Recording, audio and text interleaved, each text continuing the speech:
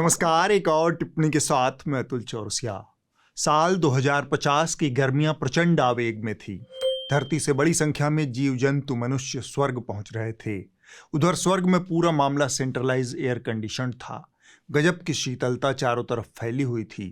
सनातन चाय वाले की टपरी धीरे धीरे वहां मशहूर हो चुकी थी।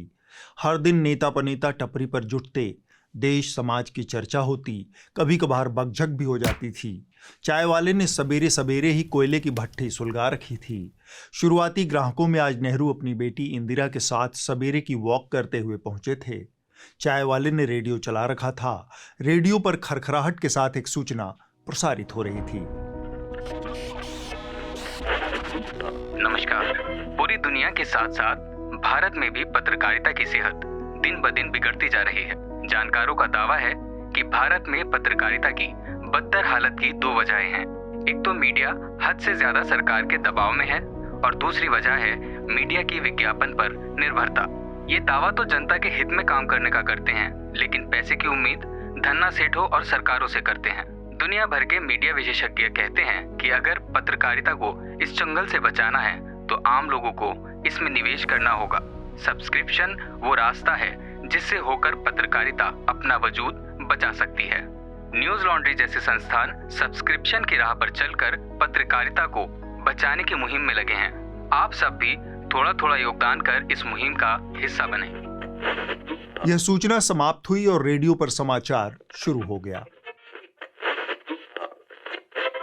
ये आकाशवाणी का इंद्र सभा केंद्र है। अगला समाचार अंजना ओम कश्यप से सुनिए। स्टार टीचर्स, यूट्यूब वाले स्टार टीचर्स जिनको कुछ जानना ना कौड़ी, कभी ब्लैक बोर्ड लेकर कुछ एक्सप्लेनर बनाते हैं, खाली व्यूज बटोरते हैं, उटपटांग ग्रैब्स लिखते हैं और उसके बाद से अपने आप को इतना महारथी समझने लगते हैं कि कुछ लोग उनको फॉलो करने लगते हैं उनके तमाशे की वजह से, और फिर वो जाकर जहां पर जो आता है वो बोलते हैं और उसके दम पर फिर वो पैसे वसूलते हैं।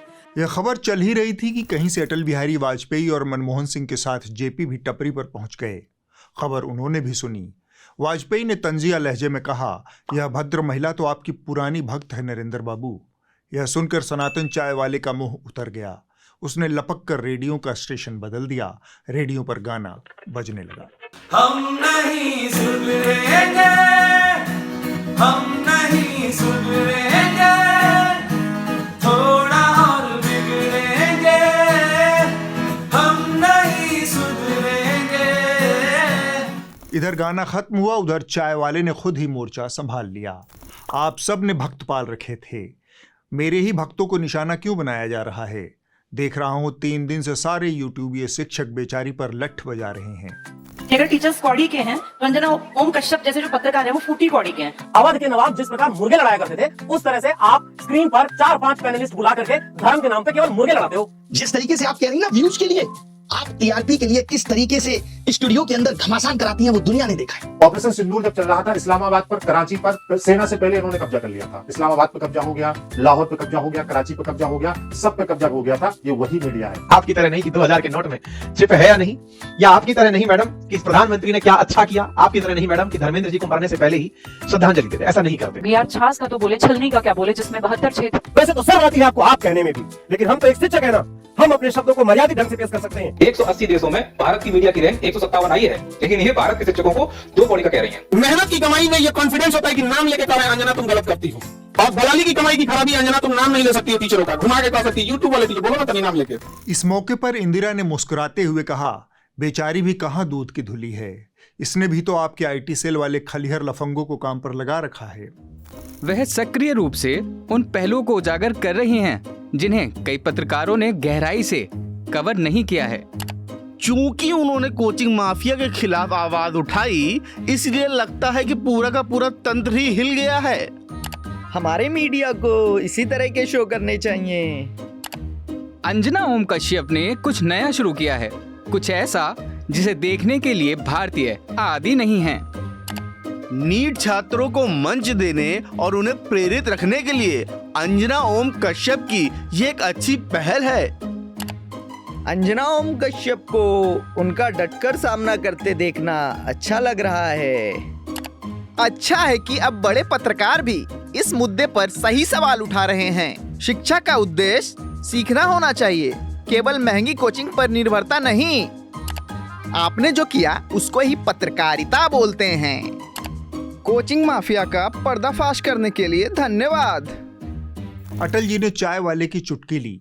बाकी तो सब ठीक था, लेकिन इसे शिक्षकों के ज्ञान पर 2 कौड़ी वाली टिप्पणी नहीं करनी चाहिए थी, खासकर अपने ज्ञान की गहराई को देखते हुए। ईरानी आतंकियों ने 66 अमेरिकियों को बंधक बना लिया है तेहरान में, और अब अमेरिका पर भी जबरदस्त दबाव होगा।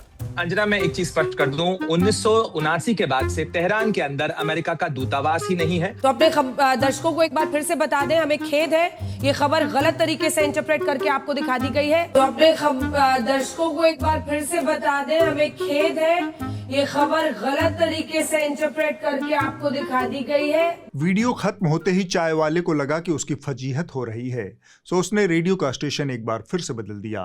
अब गाना चल रहा था। चोर चोरी से जाए हेरा फेरी से ना जाए, चोर चोरी जाए हेरा फेरी से ना जाए। केतली में चाय उबल रही थी। आज टपरी पर ग्राहकों की भीड़ ज्यादा थी। भीड़ देखकर चाय वाले की उंगलियां चमक उठी। उसने तुरंत बादलों की तरफ देखा, शायद कैमरा ढूंढ रहा था। जब कैमरा नहीं मिला तो हवा में हाथ घुमाते हुए बिल्कुल बनारस के 80 घाट वाले स्वैग में कुल्हड़ को सजाना शुरू किया। जेपी, इंदिरा, अटल और मनमोहन सामने की बेंच पर विराजमान थे, मगर नेहरू पीछे एक कोने में रखे लकड़ी के स्टूल पर चुपचाप सेटल हो गए। नेहरू के चेहरे पर एक गरिमापूर्ण खामोशी थी और हाथों में डिस्कवरी ऑफ इंडिया। उन्हें दूर चुपचाप बैठा देखकर चाय वाले को मौज लेने की सूझी। उसने रेडियो का वॉल्यूम थोड़ा बढ़ा दिया। चाय पिलाओ कि ठंडा मंगाऊं कि मुर्गे के अंडे की भुर्जी बनाऊं? चाय पिलाओ कि ठंडा मंगाऊं कि मुर्गे के अंडे की भुर्जी बनाऊं? चाय वाले ने पहला कुल्हड़ इंदिरा की तरफ बढ़ाया। इंदिरा ने कुल्हड़ पकड़ा, एक चुस्की ली, थोड़ा सा स्वाद जीभ पर घुमाया और बोली, चाय अच्छी है मगर राजनीति में तारीफ अक्सर कौमा तक ही अच्छी लगती है, उसके बाद आने वाला हिस्सा आमतौर पर डेंजरस होता है। इंदिरा ने कुल्हड़ को नीचे रखा, अपने बालों को दुरुस्त किया और सीधे चाय वाले की आंखों में आंखें डालकर बोली, चाय तो अच्छी है नरेंद्र, लेकिन कुछ ज्यादा ही कड़क हो गई है, बिल्कुल तुम्हारे लोकतंत्र की तरह। चाय वाले का चेहरा थोड़ा लाल हो गया। उसने तुरंत केतली संभाली और अपनी चिर परिचित आक्रामक शैली में बिना टेलीप्रॉम्प्टर के पलटवार किया। जी मैडम, दरअसल क्या है कि ये चाय मैंने इमरजेंसी में बना दी थी, शायद इसीलिए कुछ ज्यादा खौल गई है, वैसे ही जैसे इमरजेंसी में अपने लोकतंत्र को खौला दिया था। इंदिरा ने चाय वाले पर गुस्सा होने की बजाय एक लंबी और अनुभवी मुस्कान भरी। वह मुस्कान वैसी थी जैसी किसी पुराने खिलाड़ी के चेहरे पर तब आती है जब उसे पता चल जाए कि उसका शागिर्द उससे भी 4 कदम आगे निकल चुका है। मानो वो कह रही हों, बेटा डिक्टेटरशिप का जो कहरा मैंने शुरू किया था, तुमने उसमें पूरी PhD कर ली है। लगभग इसी वक्त रेडियो पर एक गाना चलने लगा।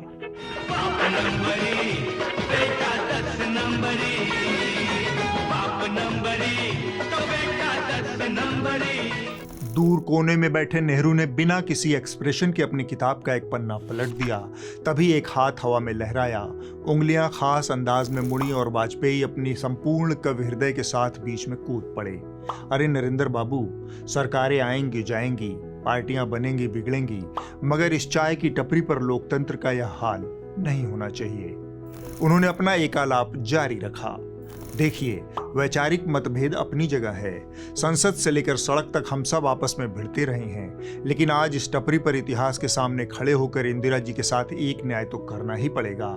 इन्होंने जो कुछ भी किया खुलेआम किया, डंके की चोट पर किया।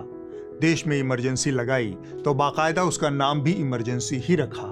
इस दलील की तस्दीक जेपी ने बैठे बैठे अखबार में मुंह गड़ाए हुए की। बात तो सही है अटल तुम्हारी।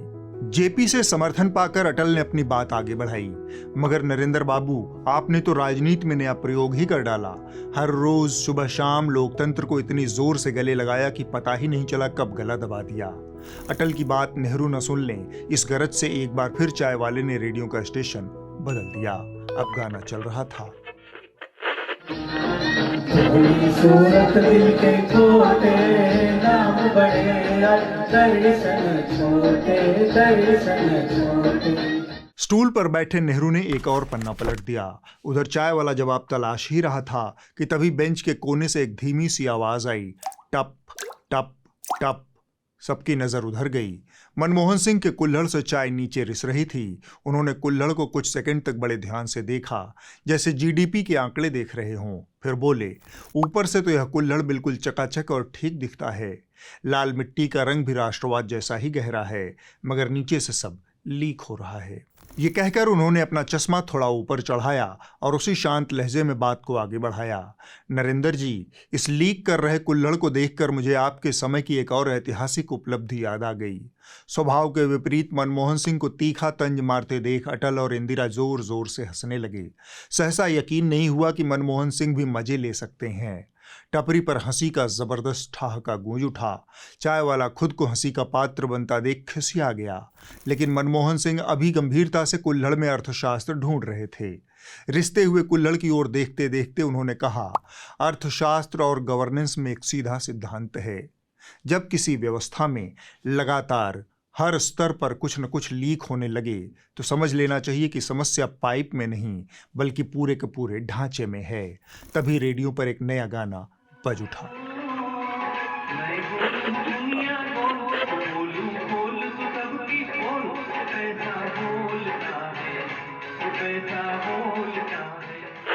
नेहरू ने बिना सिर उठाए फिर से किताब का एक और पन्ना पलट दिया। कुल्हड़ से चाय अब भी रिस रही थी। टप टप टप। चाय की वो बूंदें अभी जमीन को छू ही रही थी कि इंदिरा की नजर नीचे फर्श पर चली गई। उनके चेहरे पर अचानक अचरज के भाव आए। अरे ये क्या है? सबने नीचे देखा। टपरी के चमचमाते फर्श पर कई कॉकरोच इधर उधर बदहवासी में दौड़ रहे थे। अटल जी ने जैसे ही देखा एक बड़ा सा कॉकरोच उनकी धोती की तरफ बढ़ रहा है, उन्होंने तुरंत अपने पैर ऊपर बेंच के ऊपर समेट लिए। अरे नरेंद्र बाबू, स्वर्ग में भी कॉकरोच? चाय वाले के चेहरे पर जरा से भी शिकन नहीं आई। एकदम निश्चिंत और बेफिक्री से वो मुस्कुरा कर बोला, घबराइए मत अटल जी, आप लोग तो बिना बात के पैनिक हो जाते हैं। ये कोई आम कॉकरोच नहीं है जो गटर से निकले हों, ये तो भारत के युवा हैं। चाय वाले की इस ढिठाई पर सब के सब सन्न रह गए। अपने ही नागरिकों युवाओं को कॉकरोच बोलता देख सब नरेंद्र को ताकने लगे। इतने में एक ढीठ कॉकरोच अटल जी के कुल्हड़ के किनारे पर चढ़ गया। अटल जी इतनी तेजी से उछले कि घुटनों में दर्द हो गया। नरेंद्र बाबू, यह तो मेरे कप में घुस गया। चाय वाला बोला, इन कॉकरोचों की यही समस्या है अटल जी, जहां जगह नहीं मिलती वहीं घुसने की कोशिश करते हैं। नौकरी में जगह नहीं मिली तो परीक्षा में घुस गए, परीक्षा में जगह नहीं मिली तो आंदोलन में घुस गए, आंदोलन में जगह नहीं मिली तो सोशल मीडिया में घुस गए। ये सब घुसना ही जानते हैं, इसीलिए हमने इन्हें बेरोजगारी के आंकड़ों में घुसा दिया है। अब वहां से ये कभी बाहर नहीं निकल पाएंगे। लगभग इसी मौके पर जेपी ने रेडियो का स्टेशन बदल दिया। आज जनता बड़ी परेशान है, आज जनता बड़ी परेशान है, बेरोजगारी हर घर में जवान है, बेरोजगारी हर घर में जवान है। बगल में बैठे मनमोहन सिंह ने धीरे से अपना चश्मा उतारा, उसे अपने कुर्ते से साफ किया और शून्य में देखते हुए ठंडी आवाज में बोले, बेहद दिलचस्प बदलाव है। जो युवा इस देश का भविष्य हुआ करते थे वो अब कॉकरोच कहलाने लगे हैं। नेहरू ने कॉकरोचों की तरफ एक सरसरी निगाह डाली, एक गहरी सांस ली और किताब का अगला पन्ना पलट दिया। नेहरू को लगातार चुप देख चाय वाले के चेहरे पर एक गहरी हीन भावना तैरने लगी। उसने गुस्से में अपनी केतली को चूल्हे पर पटका और चिढ़कर बोला, अरे आप सब मिलकर मुझ फकीर के पीछे पड़ गए। मेरी चाय पीकर मेरी ही क्रोनोलॉजी बिगाड़ रहे हैं। ऐसा लग रहा है जैसे इस देश में जो कुछ भी गलत हुआ उसका ठेका मैंने अकेले ले रखा है। इंदिरा जी भी मुस्कुराई, गलतियां कहाँ, हम तो सिर्फ उपलब्धियां गिना रहे हैं। इस तंज पर चाय वाला तमतमा गया। इस मौके पर जेपी ने कहा, चलो अच्छा, तुम सब तो देश के प्रधानमंत्री रह चुके हो, क्यों ना अपनी अपनी उपलब्धियां खुद ही गिनवा देते, जरा मैं भी तो देखूं। जेपी की बात सुन इंदिरा ने सबसे पहले 1971 का युद्ध निकाला। अटल ने पोखरण का परमाणु परीक्षण निकाल दिया। मनमोहन सिंह ने आर्थिक सुधार और विदेशी मुद्रा भंडार की लंबी सूची मेज पर रख दी। तीनों अपनी अपनी उपलब्धियों का बखान कर रहे थे। इधर चाय वाले ने राहत की सांस ली। उसे लगा कि आखिरकार चर्चा उसके ऊपर से हट गई है, लेकिन यह राहत बहुत थोड़ी देर के लिए थी, क्योंकि भारतीय राजनीति में उपलब्धि और आलोचना का रिश्ता बिल्कुल चाय और बिस्कुट जैसा है। एक आएगा तो दूसरा भी साथ साथ चला आएगा। जैसे ही इंदिरा जी ने 71 का जिक्र किया, अटल जी ने तुरंत उन्हें इमरजेंसी की याद दिला दी। इंदिरा गांधी ने पोखरण पर ताली बजाने की बजाय अटल जी को कांधार याद दिला दिया। मनमोहन सिंह का नाम आते ही टपरी पर घोटालों की पुरानी लिस्ट तैरने लगी। मनमोहन ने इसके जवाब में आसमान छूती महंगाई, डॉलर के मुकाबले गिरते रुपए और बेरोजगारी का पूरा पिटारा खोल दिया। कुछ ही मिनटों में सारी ऐतिहासिक उपलब्धियां ऐतिहासिक असफलताओं पर केंद्रित हो गई। इतिहास के पुराने मुर्दे मेज पर आकर बैठ गए। इसी मौके पर रेडियो का स्टेशन चेंज हो गया और सिचुएशन के अकॉर्डिंग गाना बज उठा।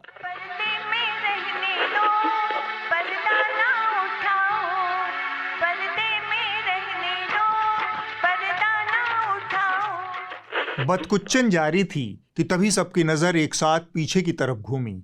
वहां कोने में नेहरू जी अब भी शांत भाव से किताब पढ़ रहे थे। उन्होंने कोई उपलब्धि नहीं गिनवाई, न किसी आरोप का जवाब दिया, न किसी बहस में हिस्सा लिया।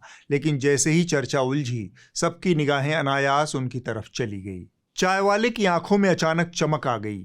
उसे लगा जैसे डूबते को तिनके का सहारा मिल गया। उसने तुरंत उंगली पीछे की तरफ तान दी।